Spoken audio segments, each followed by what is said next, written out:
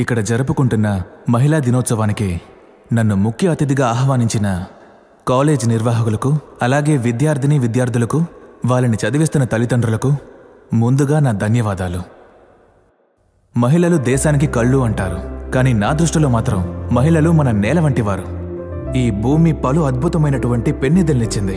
ఆ విధంగా ఇచ్చిన పెన్నిధులే ఈ మహానాయకులందరూ.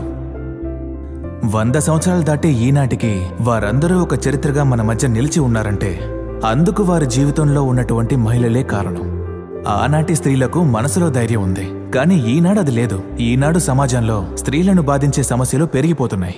ఒక ఆడపిల్లకి లవ్ ప్రపోజ్ చేసి కాదంటే ప్రేమికుడు చంపుతున్నాడు, సరే అంటే కన్నవారు చంపుతున్నారు. ఇవన్నీ ఎదుర్కోవాలంటే మీకు ధైర్యము, ఆత్మవిశ్వాసం ఉండాలి. అటువంటి ధైర్యం ఉన్న ఓ అమ్మాయి వల్లే ఈరోజు మీ ముందు నేను ప్రాణాలతో ఉన్నాను. మన దేశంలో నిటారుగా పెరిగే చెట్టుని, నిజాయితీగా బతికే మనిషిని ఎదగనివ్వరు, బతకనివ్వరు, నరికేస్తారు. నేనలా నిజాయితీగా బతకడం వల్ల కొందరు సంఘ విద్రోహులు నన్ను చంపబోయారు. అప్పుడు ఒకే ఒక అమ్మాయి ధైర్యంగా వచ్చి నన్ను కాపాడింది. ఆ అమ్మాయి ఎవరో కాదు, మీ కాలేజీలోనే చదువుతోంది. ఆ అమ్మాయి పేరు Parvati. MSc biochemistry final year చదువుతోంది. మీరే లేవండి.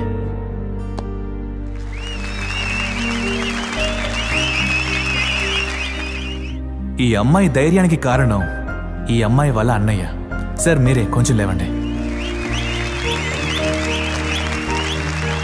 మీలాంటి ఒక అన్నో, తమ్ముడో, లేక తండ్రో, భర్తో ప్రతి ఆడపిల్లకి ఉండాలి లేదా దొరకాలి.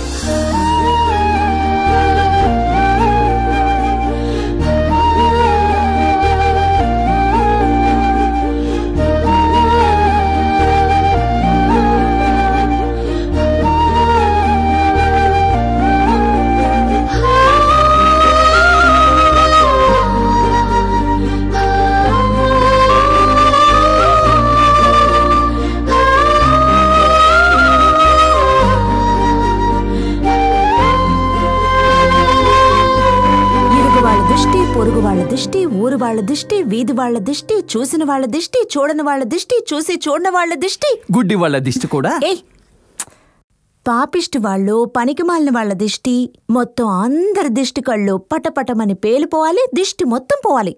ఉమ్మే అన్నయ్య, ఇదంతా ఎందుకు తల్లి? నీకు తెలీదు, ఈ రోజు కాలేజీలో అమ్మాయిలు మొత్తం నిన్నే చూస్తున్నారు. వాళ్ళంతా చూసి ఏం ప్రయోజనం? చూడవలసిన పిల్ల చూడలేదే. చూడవలసిన పిల్ల చూసింది, అది నేను చూశాను. తను చూసిందా? అవును. అందరితో వదిలేద్దాం అమ్మా. అలా వదలడం కుదరదు. రేపు వెళ్తున్నావు, హాయ్ చెప్తున్నావు. బాయ్ చెప్పమంటే చెప్తాను, హాయ్ వద్దురా. హాయ్ చెప్తా.